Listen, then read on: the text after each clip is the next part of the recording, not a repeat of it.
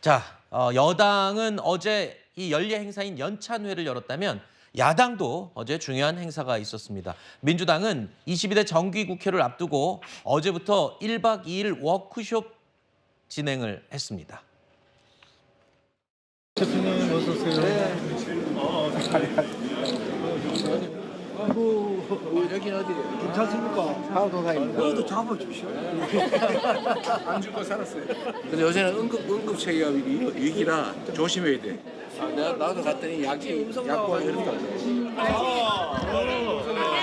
거방위 화이팅!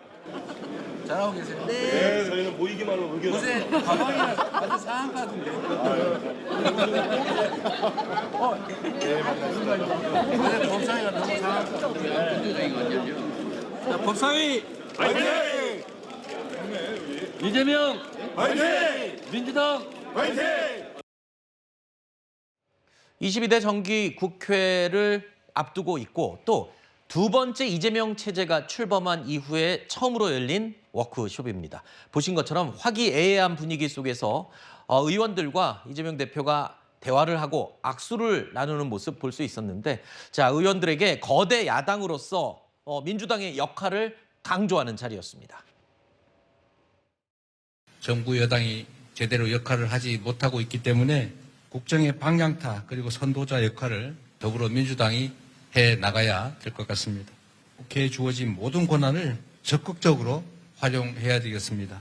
국가를 끌고 나가야 될 여당이 또 정부가 무책임하게 잘 되겠지, 맡겨놓으면 적당히 잘 굴러가겠지, 이렇게 하면 사회가 제대로 운영이 될 수 있겠습니까?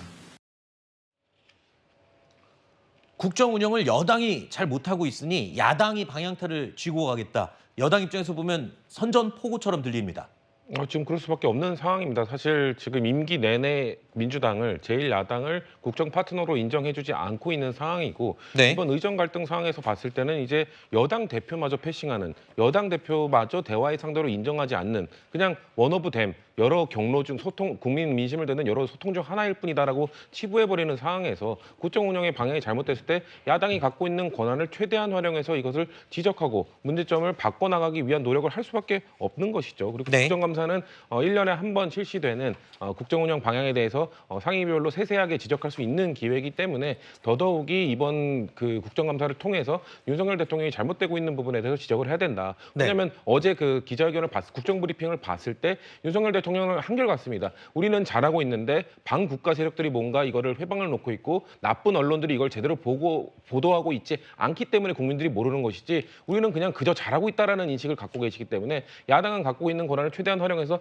아닙니다, 그거 제대로 되고 있는 것 아니고 네. 잘못된 부분 많습니다라고 얘기할 수밖에 없다는 얘기를 어제 연찬의 그 워크숍에서 다시 한번 강조한 것으로 보입니다. 네.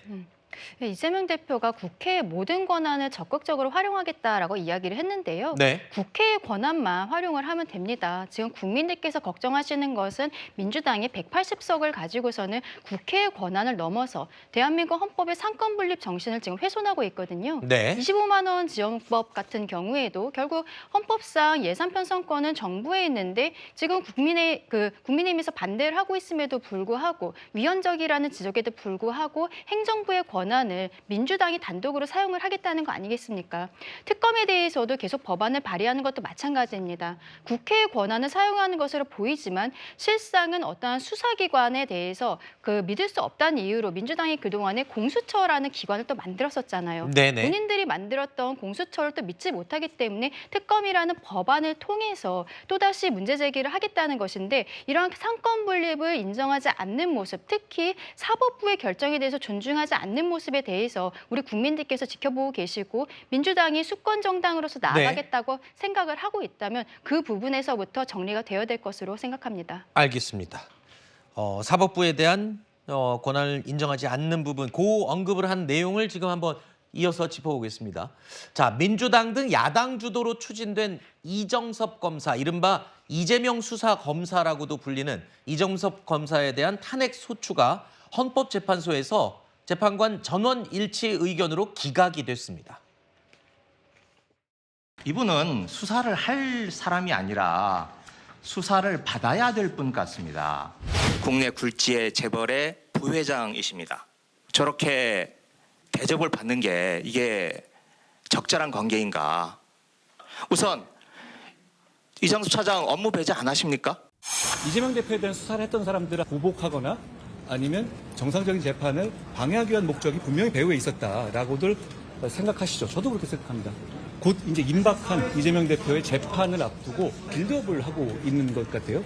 판사가 이렇게 하면 안 된다는 큰일이 날 거라는 재판의 결과에 사법 시스템의 범위 내에서 승복하겠다라는 선언을 해주셔야 한다고. 무려 9개월 동안 9달 동안 심리를 벌인 겁니다. 헌법재판관 전원이 만장일치로 탄핵 청구를 기각을 했는데 그 기각한 이유에 대한 설명을 들어보면요. 야당 주도로 제기된 그 의혹들, 그러니까 탄핵 사유들 대부분이 충분하게 특정이 되지 않는 내용이었다. 따라서 탄핵 사유로는 부적합하다. 이렇게 결정을 내린 겁니다. 민주당의 검사 탄핵 시도가 기각된 건 이번이 2번째인데요.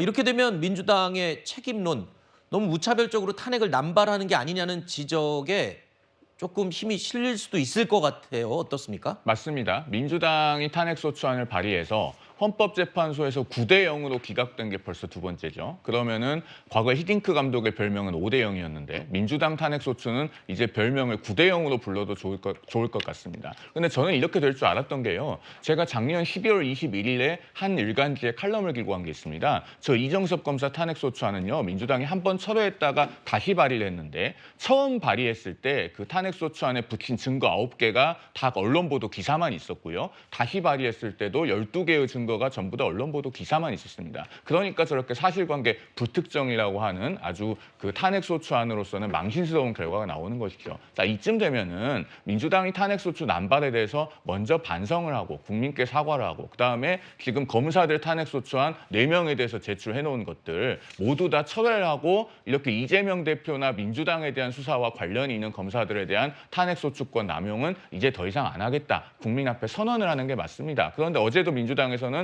국회가 가진 모든 권한을 다 사용해야 된다. 이렇게 하고 있지 않습니까? 혹시라도 행여라도 이재명 대표나 민주당의 수사와 관련된 검사 또는 그 재판과 관련된 법관에 대해서 탄핵소추권을 남용하는 일이 다시는 없기를 강력하게 경고하는 바입니다. 네, 일단 이번 이 헌법재판소 결정에 대해서 국민의힘은 민주당 측에 사과를 요구를 했습니다. 하지만 민주당 측은 수사나 감찰 결과를 보고 다시 고려를 하겠다라는 입장을 밝혔습니다.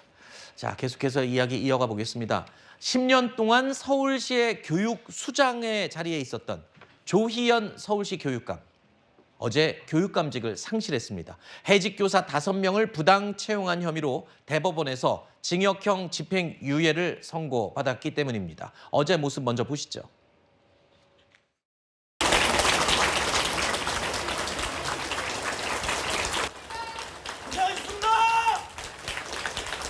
교육에 대한 열정이 넘치는 선생님들이 계속 거리를 떠나도록 할 수 없다는 염원에 귀를 기울이는 것은 당시 교육감의 책무였습니다. 세 차례에 걸쳐 저를 선택해 주신 서울 시민 여러분께 깊이 송구한 마음입니다. 당시 결정에 대해서는 지금도 후회가 없습니다. 저는 이제 혁신교육을 응원하는 한 시민으로서 제 역할을 다하겠습니다. 자, 이렇게 조희연 교육감이 퇴진하면서 2008년 이후에 취임했던 역대 서울시 교육감들 공교롭게도 모두 중도 퇴진하는 걸로 결론이 나게 됐습니다. 2018년, 2021년, 지난해 그리고 어제 이렇게 서울시 교육감들은 모두 중도 퇴진하는 조금 불명예스러운 그런 기록을 남겼습니다. 그런데 이렇게 되면 교육감이 또 공석이 돼요. 10월에 치러지는 재보궐선거에서 또다시 교육감을 선출해야 되는 일이 생겼습니다.